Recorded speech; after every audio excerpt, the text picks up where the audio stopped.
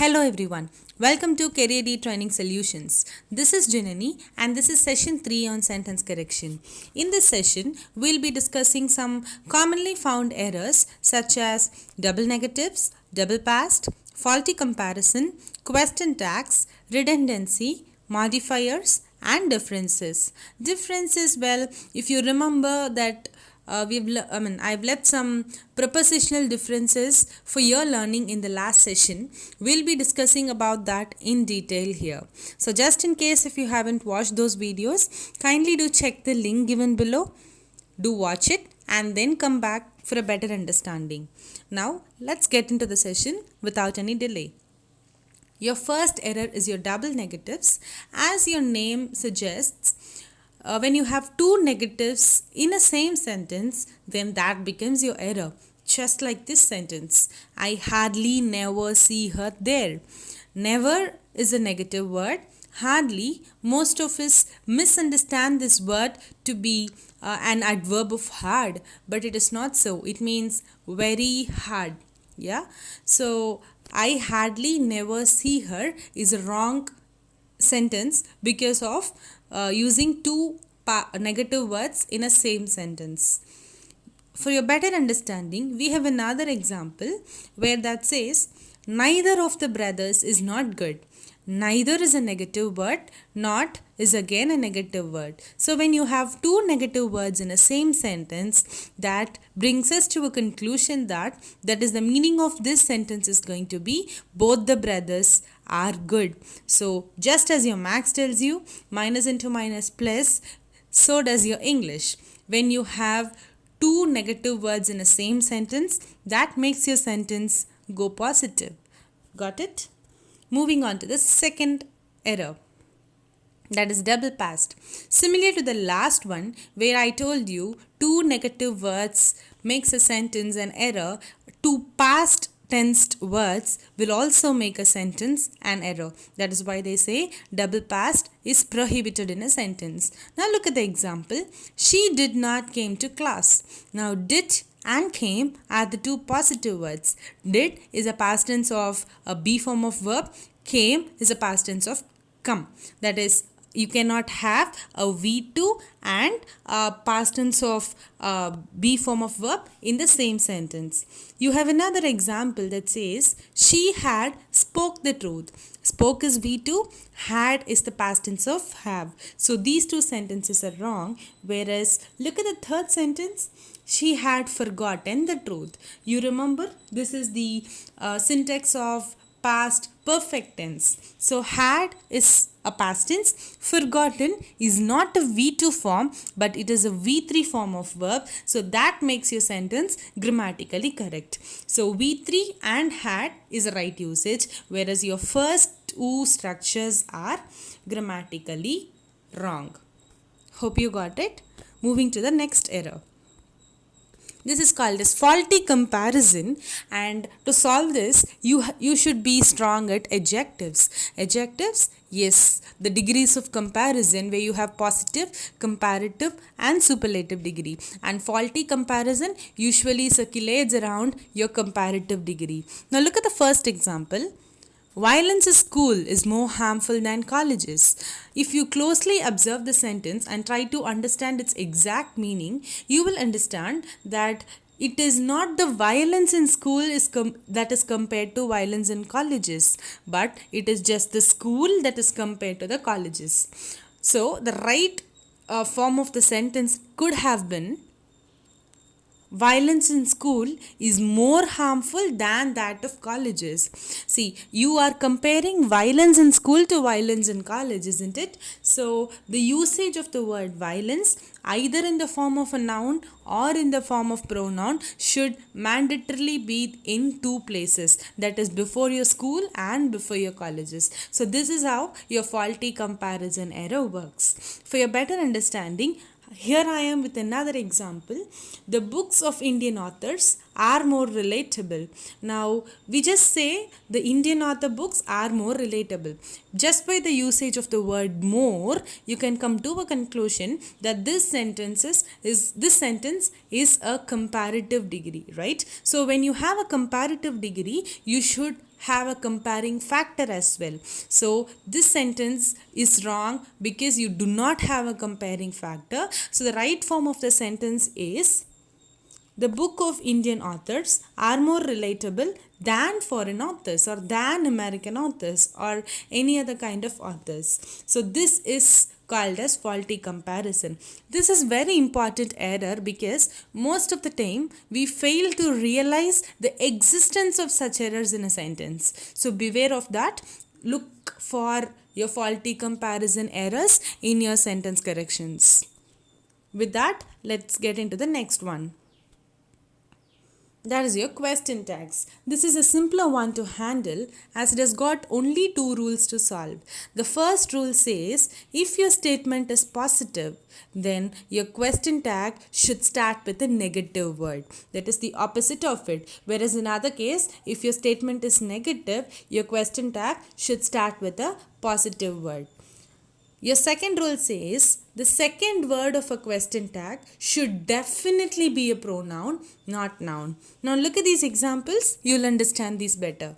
Your first one is, Miss Reena is from France. Now the helping verb I've used here is, right? So this is a positive statement. So I'm using the negative version of it, that is isn't. And Miss Reena is a female. I am not using a noun, rather I am using a pronoun. So isn't she. Got it? Now look at the second example. Miss Reena is not a teacher. Now is not is again a helping verb, but it is in a negative form. So I am using a positive one for that. That is again. Miss Reena is a female. So I am using a pronoun she. And your third one, Miss Reena speaks German too. Yes, here comes the most important thing. You cannot use an action word for question tags. It is mandatory that you have to use an auxiliary or a helping verb. In case you do not find a helping verb in a sentence, you can settle with either do or does or did depending upon your tenses and depending upon your subject. If you remember your first rule of subject-verb agreement, if your subject is singular, your verb is also singular, or in another case, if your subject is plural, your verb is also plural. So, Miss Reena is singular here, so I am using the verb does. So, doesn't she. Does because your speaks, that is your verb is in present tense. Got it? Your next error is your redundancy. Now the exact meaning of redundancy is repetition. Most of the time we use two different words with same meaning in order to enhance it. But that unfortunately becomes an error. Let's clear that with an example. Your first sentence, they discussed about the election. Now look at this. Discussed is itself talking about something, right? So when you use another word about, that becomes your error there. Got it? Next one. Please return back my book. Return itself means giving back. So using another word back becomes a redundant error. So the right versions of these sentences are, they discuss the election, please return my book. Common errors that we do in redundancy are by writing reply back, kindly request. If you remember your letter writing where you mention, I kindly request you to permit me, I kindly request you to grant me. Come on, request itself is a kind approach, right? So using kindly in front of it makes the sentence to be in a redundant error. So beware of that whenever you come across writing a letter. So that brings us to the end of redundancy, getting to the next error, that is differences. Here comes your first difference between or among on, in and at. Yeah, fine. Now look at the sentence. Gandhiji was born dash October 2 dash Gujarat dash India. Now, by looking at this sentence, you will be able to understand one thing, that is before a date you will be using on. But what is the difference between at and in?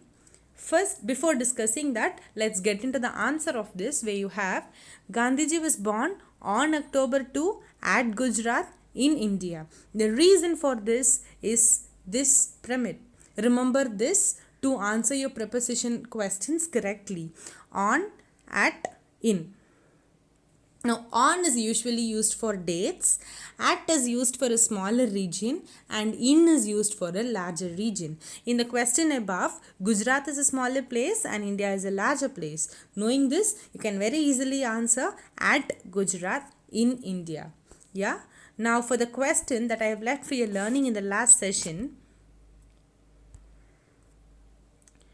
Ram was born dash Ayodhya dash India. Now Ayodhya is a smaller place, so I'm using at, and for a larger place India, I'm using the word in. This is very simple, right? Your next difference is under or below. Now look at this. Under is a preposition that is usually used to locate the position of a 3D object. It can be a chair, it can be an animal, it can be a box, it can be a laptop or whatever. For a 3D, that is a three-dimensional objects, you use the preposition under, like the cat is under the table. Below is usually used for layered objects, just like your pink shirt or your blue shirt is below the yellow shirt. For the question that I have asked you in your learning session, the answer is the cat is below the third step, because step is a layered thing, right? So you ought to use below here. Similarly, your next difference is between some and few. Well, both indicates a quantity, right? But when to use what? Some is usually used for uncountable nouns like water, rice, fuel. I have only some fuel in my vehicle.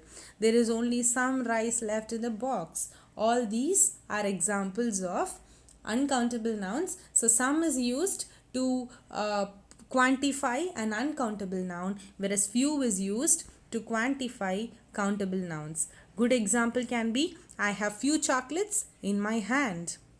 Hope you got it. Moving to the next one, that is the difference between for, since, from, to, till, until. See, this usually denotes time period. Yeah, so look at the sentence, Ram works in this office. Yeah, as I told you, these are the words that are used for denoting time. Look at the tabulation. You have a starting period, you have an ending period. When both your starting and your ending point are known, you use from to. I can say Ram works in this office from 2004 to 2010. Yeah, if you know only your starting period and not your ending period, then I should say Ram works in this office since 2010. If you do not know your starting period but you know your ending period, then you can say Ram worked in this office till 2020. But just in case, if you do not know either the starting period or the ending period, but only the period of time, then I can say Ram works in this office for about 3 years. Got it? So this is the basic difference. This is again a very important error, as most of us go unrealized with these kind of errors. Hope you got it. That brings us to the end of the session. So if you feel you have learned something new, kindly do like, comment and share the video to your friends. If you have any doubts, please do not hesitate to mention to us in the comments below. Thank you for watching. Stay connected with Career D Training Solutions.